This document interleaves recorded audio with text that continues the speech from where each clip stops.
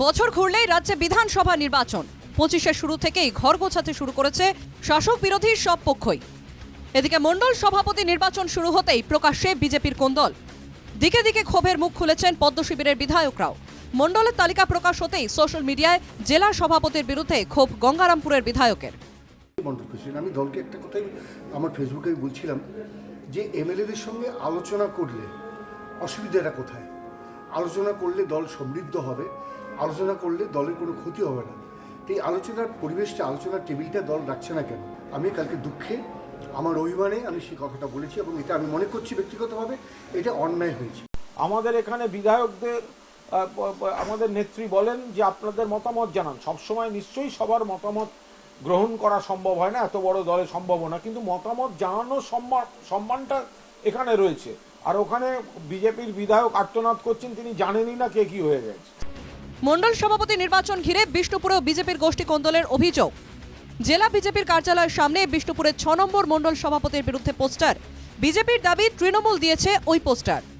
মানছিনা মানুষ মানে ভারতীয় জনতা পার্টির মণ্ডল সভাপতি যিনি হয়েছেন, আমার কথা হচ্ছে ভারতীয় জনতা পার্টির সবাই এক মিলে ভোট দিয়ে তাকে মণ্ডল সভাপতি নির্বাচন করেছেন। এখানে মানছিনা মানুষ তো কোনো জায়গা নেই। কিন্তু ঘটনা হচ্ছে যে যেটা তৃণমূলের লোক, তারা 2026-এ আতঙ্ক দেখছে।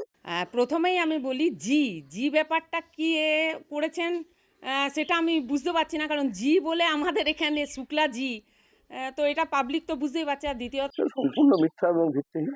কারণ কি, তৃণমূলের এই জাতীয় জায়গায় যার কোনো প্রশ্নই ওঠে না। মানে তৃণমূল উন্নয়নে ব্যস্ত, মানুষের পাশে থাকার জন্য তৃণমূল আছে সর্বসময়।